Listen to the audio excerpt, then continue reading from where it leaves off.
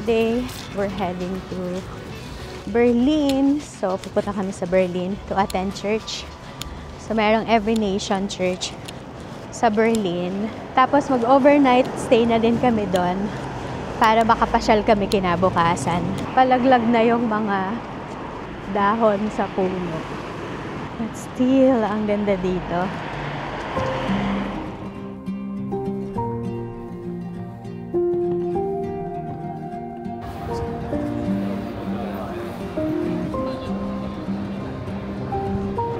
We're here at the central station ng Frankfurt. Dito yung mga long distance trains na punta sa iba't ibang mga cities. And I think if you wanna go a different country din yata, dito din sila sasakay. Ah, talaga? So if you wanna go to Amsterdam, yeah. dito din yun. So, punta kami ng Berlin. Since we're going to Berlin, ang daming trains. Riding. So, figuring out kung saan kami. But, yeah.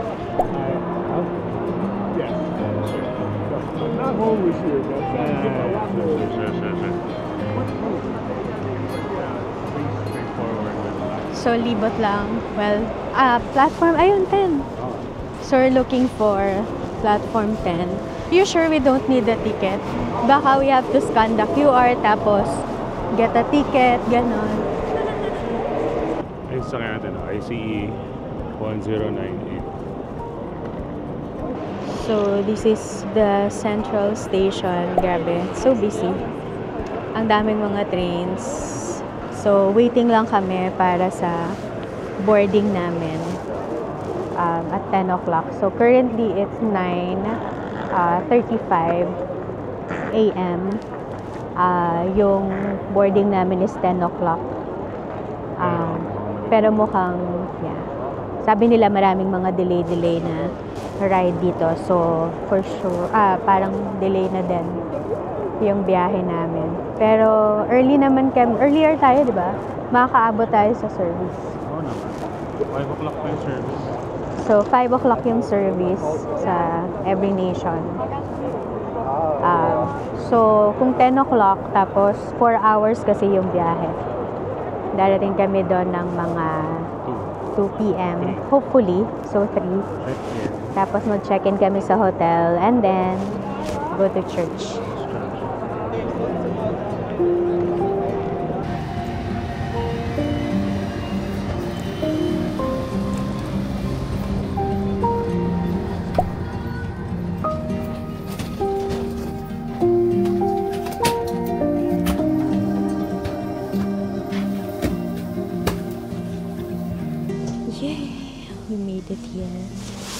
We made it here sa train. Nagpalit pa ng platform. So, nasa 10 kami kanina. Ngayon, nasa 13. Pero hindi naman siya ganun rush na tumatakbo kami. But we're here, finally. I'm excited to see Berlin. Sa mga movies lang natin napapanood yun. Pero, now we're here.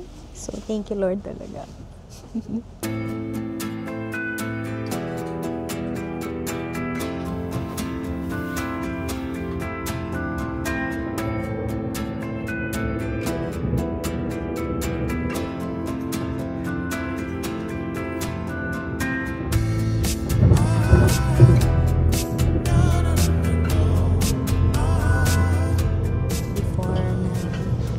Sa Berlin na kami. So, pero gutom na kami. Kaya we're gonna eat lunch and order kami ng bun.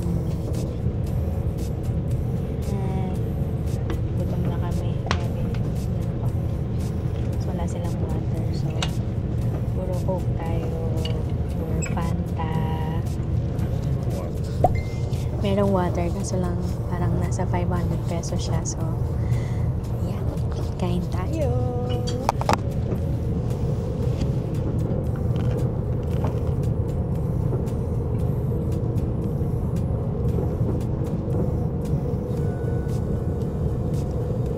Bakit pala mong gulang?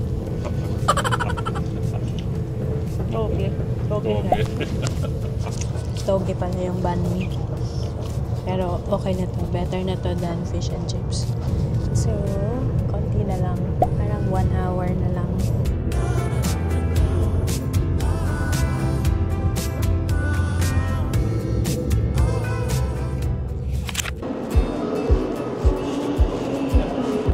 We are here. We're at Berlin. And this is how the station looks like. Ang laki. Yeah, we made it. We made it to Berlin.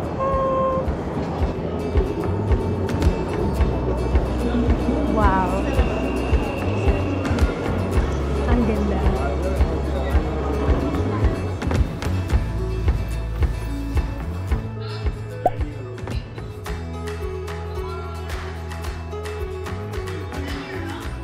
So, we're here at the hotel. We made it to Berlin. And alam nyo ba, parang iba yung feel pagdating sa Berlin. Hindi siya tulad nun sa Frankfurt. Sa Frankfurt, parang medyo may pagka laid back, parang ganun. Parang province feel.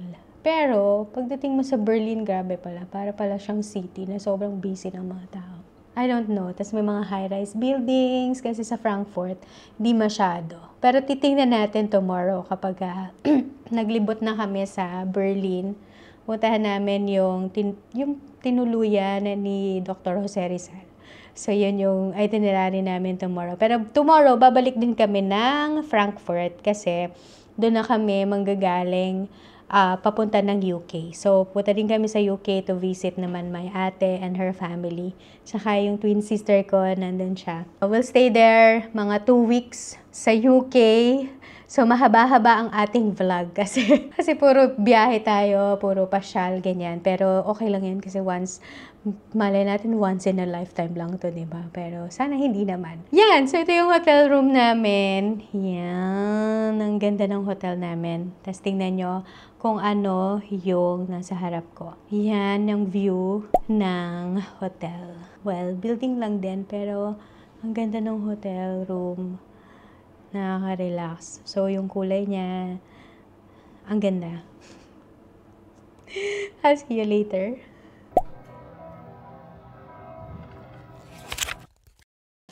Good morning! Good morning from Berlin. So, ngayon ay napag-check out na kami. This is our hotel. Yan. Dito sa Berlin. Nag-overnight lang kami dito. Nag-attend kami ng church sa Every Nation Berlin. Ngayong morning, lilibot lang kami around Berlin. Puntahan namin yung Berlin Wall. Kasi, ano yun, historical place. Tapos, hindi na yata namin pupuntahan yung kay Jose Rizal kasi medyo malayo yun dito. Tapos, gusto din namin puntahan yung Gutenberg Museum. Yun yung first printing. Tama, ano? So, first printing na sa buong mundo yata yun. Kaya, pero malayo din dito sa Berlin, kaya hindi na namin napunta. Pero gusto talaga namin puntahan kasi nga, gusto ko personally makita yung first printing machine. So, kaya lang medyo malayo nga. So, hindi na natin siya mapupuntahan.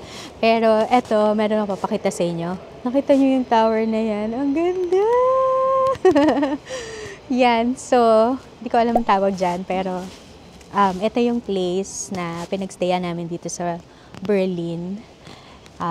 Ito yung hotel namin. Travel lang kami around. Kaya lang ang sakit ng paa ko. Maybe mali yung sapatos na nasuot ko. So, kagabi pa ako masakit. Sobrang lamig dito. Oh my gosh. 6 degrees.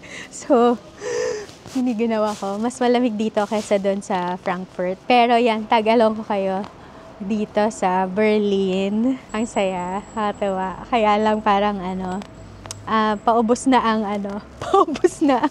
laman ng savings ba? And then, ng budget. Kasi yung tubig lang, 6 euros na. So, kailangan talagang ubusin yung tubig kasi ang mahal ng tubig dito. But yeah, I'll tag you along. So, yan. This is a hotel na pinagstayan namin dito sa Berlin. It's just an overnight stay. Pumasok kami kasi magsi-CR si Hans. Ang sakit ng paa ko. Hindi ko alam kung tatagal ako maglakad. Sabi ni Han, parang mga 5 kilometers in total yung lalakarin namin today. Sana mawala yung sakit ng paa ko. Hindi ko alam kung dahil sa mali ba yung sapatos ko or sobrang lamig dito. Mas malamig dito kaysa sa Frankfurt. Kaya, pero I feel like mali yung sapatos na nasuot ko. Sana magtagal ako.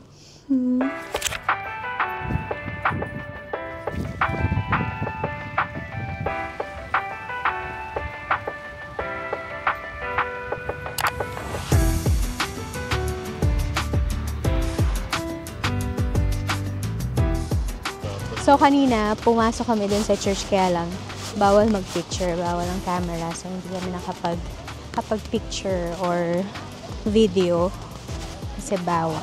Parang most of the churches yata dito, ganun, hindi siya pwedeng mag-video sa loob. Kaya, hindi nakapag-video. Pero, yan.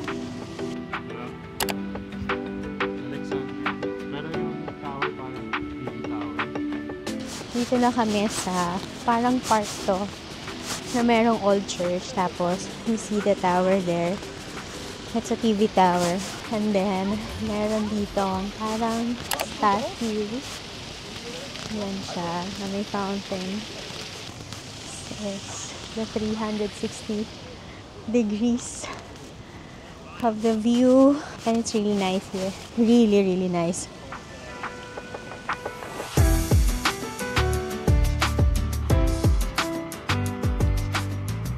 So, ito pa lang, red na building na yan ay town hall. Yan yung munisipyo nila, guys. Ganyan kaganda. Grabe. Ang ganda. This is the Berlin Cathedral. Ang ganda dito. And then, on the left ay, yan yung Humboldt Forum. This is one of the top universities in the world. Malapit na kami ulit sa isa pang park. Maraming tao ngayon kasi Sunday today. Hanap tayo ng tawiran, Han. Baka hindi dyan tawiran. Ito lang. Baka may jaywalking tayo, diba? Hirap na, ha? Jaywalking sa Germany. But this is the park. Ang daming mga parks dito. Tapos what I love about here, ang dami nilang mga upuan. So you can sit down pag pagod ka na. Tapos pag gusto mong mag-rest, yun din. Tapos ang dami din nilang mga restaurants, mga cafe.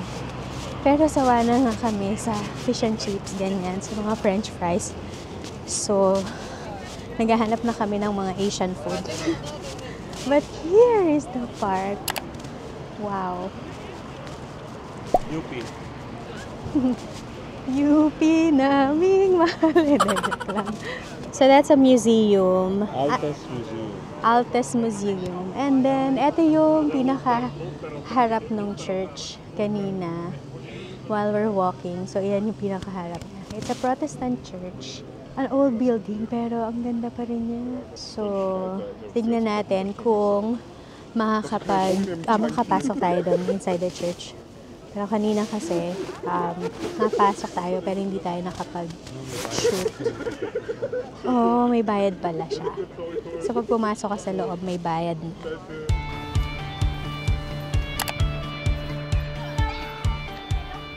Ang daming mga museum dito. So, itong parang kahabaan na to, puro siya museum. Tapos, sa dulo nito, makikita natin yung Berlin Wall. Ito yung Humboldt University.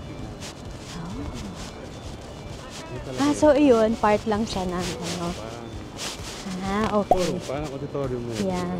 Yung kanina palang Humboldt Forum ay, that's the auditorium. Ito yung pinaka-school. Wow! So, it's one of the top universities in the world. The Humboldt University. And this is how it looks like. Sobrang amazing. Ang prayer natin, no? Dito, makapasok yung anak natin. Oh, diba? So, ito pa yung part ng Humboldt University. This one is the statue. So, that's Alexander von Humboldt.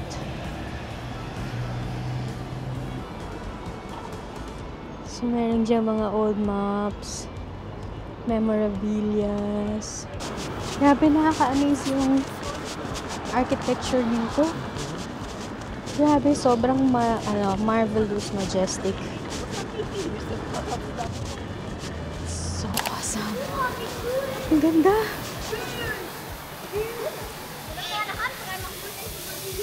So we're here at Madame Tussauds, Berlin. So ito yung mga wax. Natatandaan nyo, merong wax. Parang wax. Si Pia Wurtzbach. Hindi ko alam kung si Katiyo na game na rin din. Pero here it is. So awesome. Haba ng nilakad namin. Grabe. Pero we made it to, I'll show you kung ano yung dulo ng lahat ng nilakad namin na to. This is it, guys. This is the end of the one that we walked to. It's called Brandenburg Gate. So that's what you call Brandenburg Gate. So yan yung dulo ng lahat ng nilakad namin. So yan yung nakikita natin sa ating mga history books. Amazing. Lapit lang tayong konti. That's how it looks like. And then, lalakad pa kami dun ulit. We made it to Dr. Jose Rizal's place. There you go. That's Dr. Jose Rizal's. So, dito daw niya tinapos yung Noli Me Tangere. Ayan, o, may nakalagay. Noli Me Tangere. Yay! Amazing! Pero, sangkatitak na lakad ang ginawa namin para lang makita namin to. But, Dr. Jose Rizal! Alright, so, yan. Ito yung Berlin. Walang katao-tao. Grabe. So, kanina lang medyo maraming tao kasi yan na yung parang tourist spot. Pero, pagdating dito sa mga ganitong place, wala tao. So, merong isa, dalawa, ganun lang. Kasi sobrang lamig na rin. So, parang, I think, 6 degrees. So, yan. Ito yung place kung saan sinulat ni Jose Rizal ang Noli Me Tangere. Awesome. So, lakad lang ulit. Hanap na kami ng kakainan ng lunch kasi hindi pa kami nag-lunch. Parang, ano oras na, Han? 2 o'clock? Nung 2 o'clock na yata. So, hinanap lang talaga namin yung place ni Dr. Jose Rizal. Sayang naman, nandito na kami sa Berlin. So, yay! Kain na kami.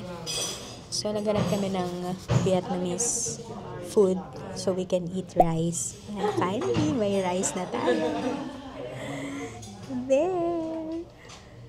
That's Han's food. Let's eat! Mabalik na kami ng Frankfurt. Dito ulit kami sa station. Pero 6:30 pa yung train. So, hintay lang kami, bili ng coffee, bili ng bread, tapos hintay lang somewhere. Pwedeng umupo habang naghihintay dun sa train namin. Dito kami sa isang coffee shop. So, hintay lang kami ng train namin. Grabe, pagod na ako maglakad. Ang haba ng nilakad namin kanina. Parang 5 kilometers yata. So katalon pa ako. Grabe. Pero grabe, ang ganda ng Berlin. Ang ganda-ganda niya.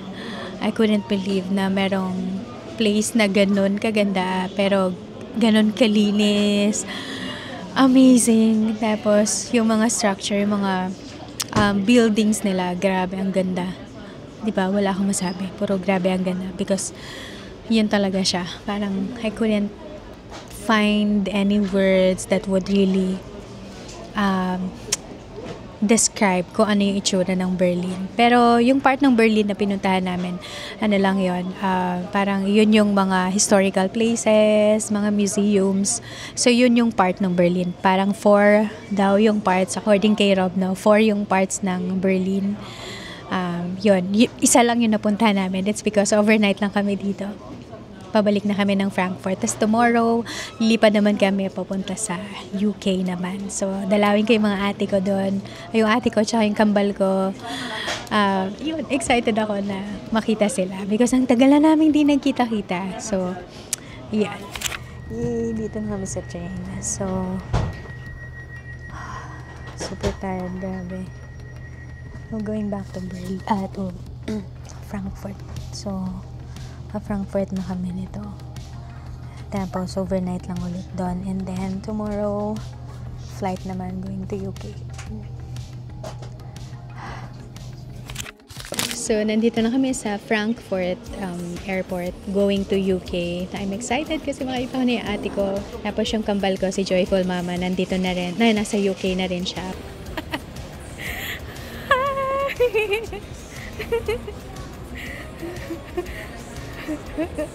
Ito yung mga pamangkin ko. So, dito kami sa beach and ganda. Pero ang laki ng alon. Medyo complete na kami. Here's Joyful Mama!